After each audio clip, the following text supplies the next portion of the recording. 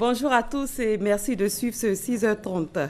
Ce lundi 12 septembre 2016, les musulmans célèbrent la fête de la Tabaski, encore appelée Aïd el-Kébir. Elle a lieu le 10 du dernier mois du calendrier musulman et marque également l'achèvement du Hajj, le pèlerinage à la Mecque. La gare envahie par de nombreux voyageurs, longue file d'attente devant les guichets et lutte à l'entrée des cars. C'est le décor que présente cette gare. Une situation qui n'est pas sans conséquences pour les voyageurs. Je vais sur Yamoussoukro depuis 6 heures, je suis là. Pratiquement, il n'y a pas de car. Vraiment, l'affluence est tellement énorme que vraiment c'est difficile. Selon certains voyageurs, ce désagrément est dû au fait que la fête de la Tabaski et la rentrée scolaire se déroulent dans la même période.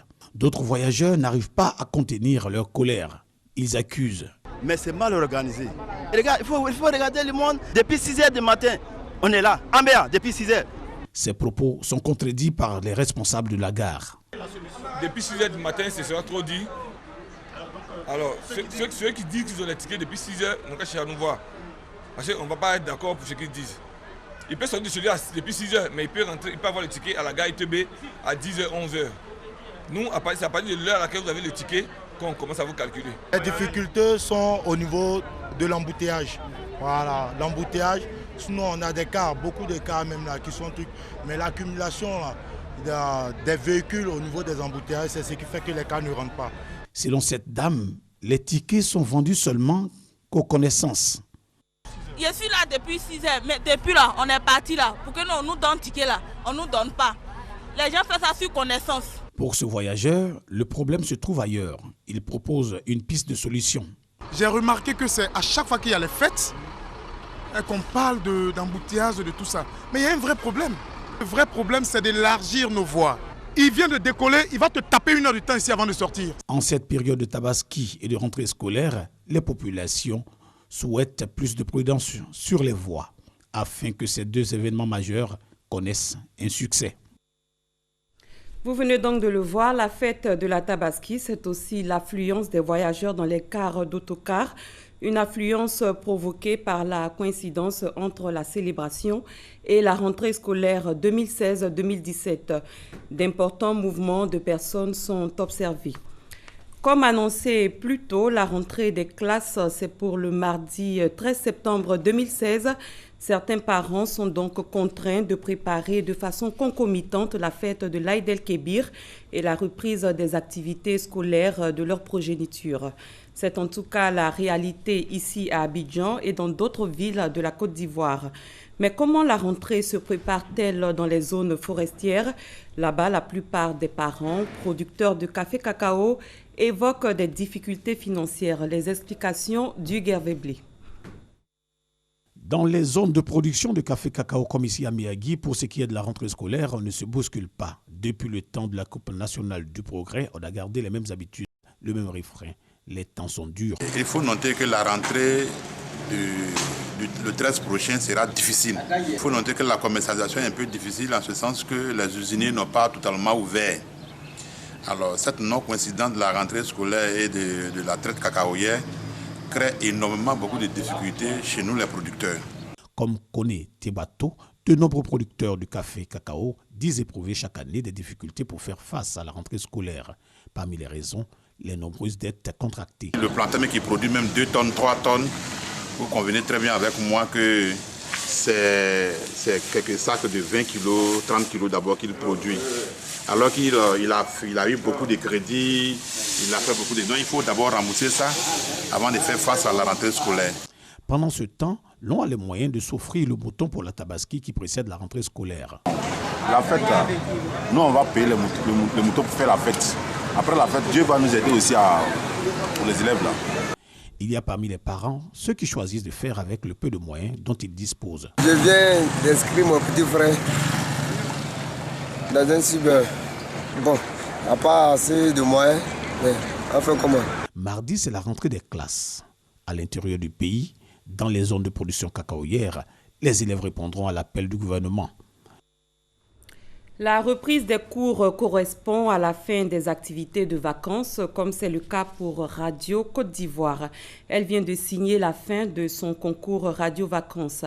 La finale de l'édition 2016 s'est déroulée dans la ville de Toumoudi autour de la sensibilisation des jeunes face au VIH-Sida et à la consommation de la drogue. Issa Yeo, Aboussanougou.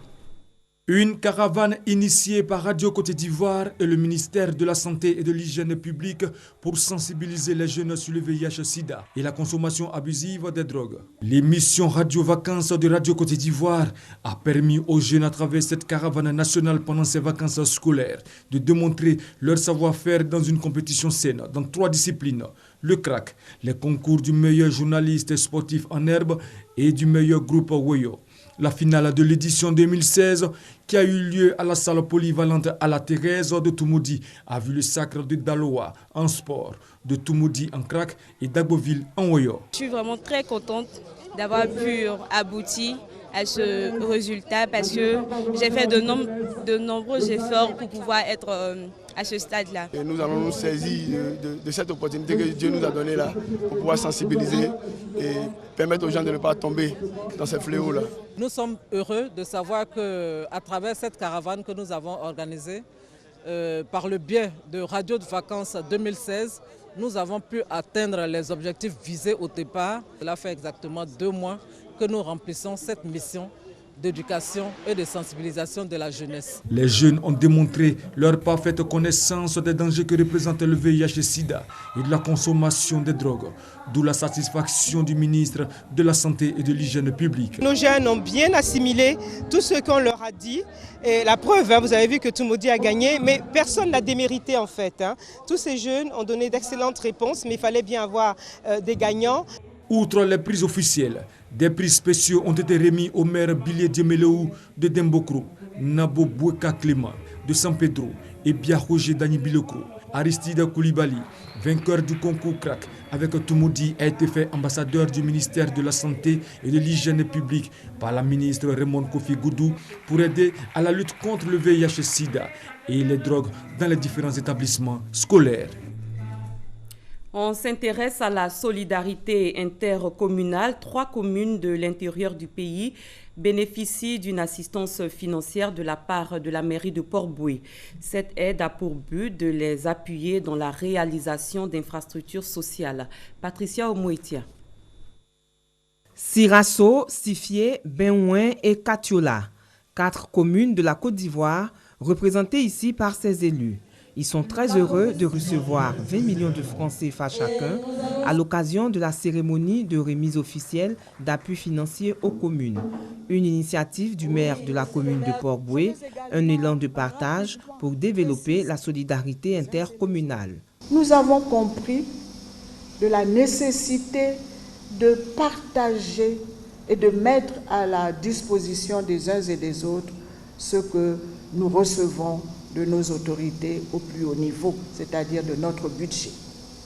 Et ce partage se fait naturellement entre les besoins de nos communes, de notre commune de Port-Boué, et puis ensuite la vision de soutenir les frères qui ont certainement plus de difficultés que nous. Une politique sociale renforcée par la cohésion qui se traduit par une union sacrée des maires de Côte d'Ivoire. Ils apprécient à sa juste valeur cette assistance financière d'un montant global de 80 millions de nos francs. Le don que vous nous offrez aujourd'hui nous aidera à soutenir nos coopératives agricoles, surtout féminines, pour la culture maraîchère, la production de beurre de karité et de néré. Nous essaierons aussi d'offrir à notre jeunesse le terrain de sport qu'ils attendent depuis des années. La commune de Port-Boué a accordé à la commune de Sifié des appuis financiers de 15 millions en 2014, de 20 millions en 2015. Ces contributions ont permis à la commune de Sifié la construction d'un foyer polyvalent. Belle initiative à encourager, selon le représentant du ministre de l'Intérieur et le président de l'UVIC aussi, Gilbert Kafana Kone. Une action traditionnelle qui a débuté en 2014 avec cette 3e édition de remise d'appui financier aux communes. Ce projet de développement social initié par le maire de Port-Boué totalise un don global de 190 millions de francs CFA. À l'étranger, aux États-Unis, la candidate démocrate à la Maison-Blanche Hillary Clinton a quitté plus tôt que prévu dimanche la cérémonie de commémoration des attentats du 11 septembre 2001 à New York après s'être sentie mal.